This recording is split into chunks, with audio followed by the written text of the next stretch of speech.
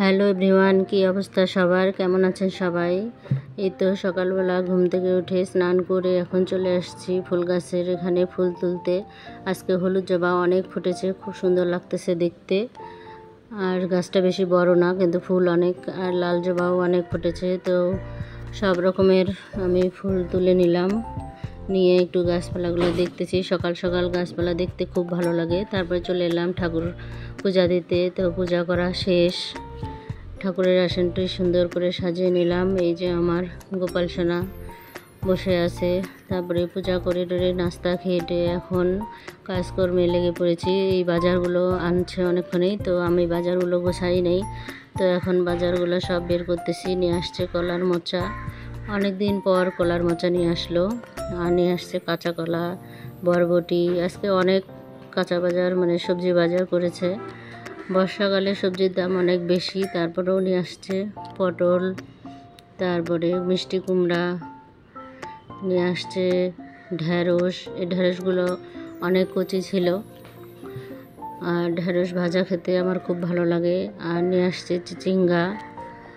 তো চিচিঙ্গাগুলো ছোট ছোট, তাই পলিথিনে সুন্দর করে ওরা দিয়ে দিছে। আর এদিকে নিয়ে আসছে বেগুন।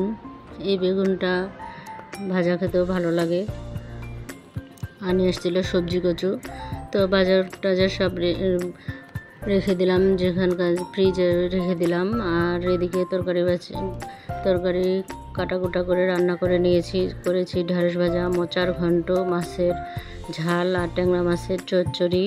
বড় মাছ ওরা খাবে, সোমপুরবা, ওরা আবার ছোটো মাছ খেতে চায় না। তো আমার রান্নাবান্না কমপ্লিট হয়ে গেছে। তারপরে দেখি যে ওরা স্কুল থেকে চলে আসলো। তো এখন একসাথে সবাই খাবো। আর এখন ওদের ফুল ক্লাস হচ্ছে, তাই ওরা একসাথেই চলে আসতেছে। কিছুদিন পর ওদের ফাইনাল পরীক্ষা হবে, এজন্য ফুল ক্লাস হচ্ছে। তো আজকে পূর্বা গেট খুলছে, এই জন্য ও আগে চলে আসছে। আর অন্যদিন তো সোম গেট খুলে, এই জন্য সোম আগে চলে আসে। তো ওদের ভাগ করা থাকে, কেউ 2 দিন গেট খুলে, আর কেউ আবার 2 দিন পর গেট খুলবে। যাই হোক, কাজ ভাগ করে না দিলে ওরা চিল্লাচিল্লি করে। এই তো ওরা ঘরে চলে এসছে, হাত মুখ ধুয়ে। এখন ওদেরকে খেতে দিয়ে দিয়েছি, ওরা খাওয়া দাওয়া করতেছে।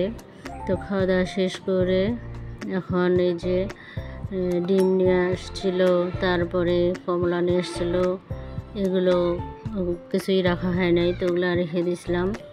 ওগুলো নিয়ে আসছিলো গতকালকে। তো ওগুলো সব খাওয়া দাওয়া শেষ করে এগুলো গুছিয়ে রাখতেছি। যে কলা, অনেক দিন পর কলা নিয়ে আসলো। পাউরুটি নিয়ে আসছে, তাই আজকে পাউরুটি স্যান্ডউইচ করব। তো এই যে ডিম গুলে নিয়েছি, আর ওর মধ্যে একটু লবণ দিয়েছি, আর একটু দুধও দিয়েছি, দিয়ে এখন ভালো করে ফেটিয়ে নিলাম। নিয়ে স্যান্ডউইচ করতেছি। ওর বাবা আবার কোচিংয়ে যাবে, তো এই জন্য ওর বাবাকে আগে দিয়ে দিলাম ডিম পাউরুটি। তো এইভাবে মজা লাগে, পেঁয়াজ মরিচ ছাড়াও।